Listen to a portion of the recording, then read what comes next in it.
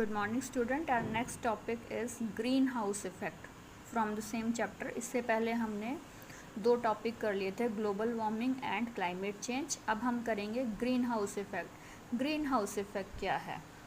Green house effect आपने सुना होगा कि कई बार आपने देखा भी होगा कि कहीं पर ग्रीन हाउस बनाया होता है. वो वेजिटेबल्स को ग्रो करने के लिए नीचे वेजिटेबल्स होते, ऊपर हरे ग्रीन कलर का वो छत सा लगाया होता है, ताकि जो टेम्परेचर है वो पेड़ों को अच्छे से मिल सके और उनको जितना चाहिए उतना मिल सके.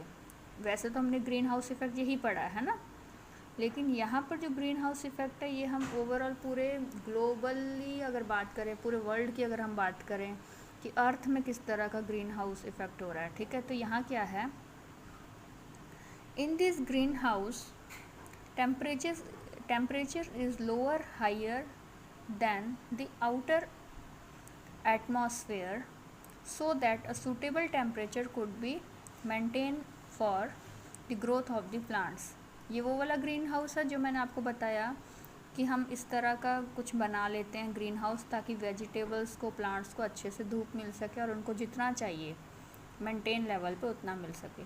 लेकिन अब यहाँ एक और ग्रीन हाउस है जो कि हार्मफुल गैसेस जब इन्वायरमेंट में आ जाती हैं वो हमारे इन्वायरमेंट को हार्म करती हैं, हमारे एग्रीकल्चर पे हार्म करती हैं, हमारे अर्थ पर हार्म करती हैं, ह्यूमन बीइंग को हार्म करती हैं. ग्रीन हाउस इफ़ेक्ट कैसे होता है जब हार्मफुल गैसेस आ रही? कौन कौन सी harmful gases? Carbon dioxide, carbon monoxide, chlorofluorocarbon. ठीक है, ये सारी जब गैसेस इन्वायरमेंट में आई, इन्होंने ह्यूमन बीइंग, लिविंग ऑर्गेनिज्म पर हार्म करना शुरू कर दिया, टेम्परेचर इंक्रीज़ करना शुरू कर दिया. और ये सब कहाँ से आ रही? इंडस्ट्रीज, फैक्ट्री से ही आ रही हैं. तो यहाँ हम पढ़ते हैं इसके कंसिक्वेंसेस का मतलब होता है वही कि इसका क्या, कहाँ से आ रहा है और इसका क्या हार्मफुल इफ़ेक्ट्स हैं ग्रीन हाउस का. अब इसके हार्मफुल इफ़ेक्ट क्या है? ग्रीन हाउस जो है टेम्परेचर को इंक्रीज़ करता है, अर्थ के टेम्परेचर को इंक्रीज़ करता है. जो नॉर्मल टेम्परेचर है उससे ज़्यादा हो जाता है. ठीक है, जिस वजह से ह्यूमन बीइंग को हार्म होता है और नेचुरल जो लिविंग ऑर्गेनिज्म है उनको भी हार्म होता है. मतलब कि टेम्परेचर इंक्रीज़ होना शुरू हो जाता है. टेम्परेचर इंक्रीज़ हुआ तो ऑटोमेटिकली वही है ना, सर्वाइव करना मुश्किल हो जाता है. उसके बाद it's reason is infrared solar radiation जो है वो इंक्रीज़ हो जाता है. ठीक है, और क्या होता है कि हार्म करना शुरू कर देता है.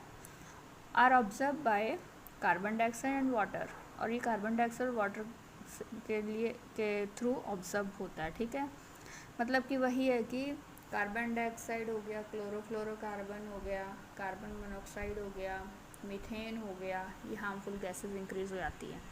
The amount of carbon dioxide increase because of industries, factories and domestic activities. ये मैंने आपको स्टार्टिंग में बता दिया था कि इन गैसेस का जो अमाउंट है वो इंक्रीज़ हो जाता है. तो जब इंक्रीज़ हुआ तो ऑटोमेटिकली टेम्परेचर भी इंक्रीज़ होगा. जो कंसंट्रेशन ऑफ गैस है वो भी इंक्रीज़ होना शुरू हो जाता है. ठीक है, इससे क्या हो गया, हीट को ट्रैप करेगा. हीट को ट्रैप मतलब हीट को अपनी तरफ खींचेगा और अर्थ के टेम्परेचर को भी इंक्रीज़ करेगा. अर्थ का टेम्परेचर जब इंक्रीज़ होएगा तो क्लाइमेट चेंज भी होएगा, ग्लोबल वार्मिंग भी होगा. तो ग्रीन हाउस गैसेस भी एक प्रॉब्लम क्रिएट करती है ग्लोबल वार्मिंग और क्लाइमेट चेंज में. ठीक है, कार्बन डाइऑक्साइड जो है नेचुरली अकरिंग गैस है. अगर ये एक लिमिट तक आती है, सर्टेन लिमिट तक ये ठीक है बिल्कुल हमारे लिए, ठीक है, लेकिन एक लिमिट से ज़्यादा जब ये आनी शुरू हो जाए तो ये हमारे लिए हार्मफुल है, हमारे लिए हार्मफुल इफ़ेक्ट देती है और टेम्परेचर इंक्रीज़ करना शुरू कर देती है, जो हमारे लिए सही नहीं है. जैसे देखा होगा कि बर्निंग ऑफ फॉसिल फ्यूल जो है, अगर हम उनको बर्न करें, कोल, पेट्रोल, वुड, इनको बर्न करें, उससे भी ये हार्मफुल गैसेस रिलीज़ होती हैं. एग्रीकल्चर से, इंडस्ट्री में ये सारी चीज़ें हो रही हैं. ठीक है, अर्बनाइजेशन कर रहे हैं, इससे भी ये प्रॉब्लम क्रिएट हो रही हैं. डिफॉरेस्टेशन, पेड़ों को हम काट रहे हैं, डिफॉरेस्टेशन भी एक मेन रीज़न है. पेड़ों को हम काटेंगे तो कार्बन डाइऑक्साइड अब कौन एब्जॉर्ब करेगा? पेड़ क्या लेते हैं?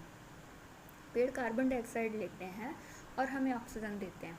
अगर हम पेड़ों को काट देंगे तो अब कार्बन डाइऑक्साइड कौन लेगा? कोई भी नहीं, पेड़ है ही नहीं है या कम है. तो कार्बन डाइऑक्साइड जो है हमारे इन्वायरमेंट में ऐसे ही रहेगा, जिसकी वजह से टेम्परेचर इंक्रीज़ होएगा और हम लोगों को हार्मफुल इफ़ेक्ट होंगे. जैसे ग्लोबल वार्मिंग, क्लाइमेट चेंज, आपको मैंने बार बार बताया, ये इसीलिए प्रॉब्लम क्रिएट हो रही है।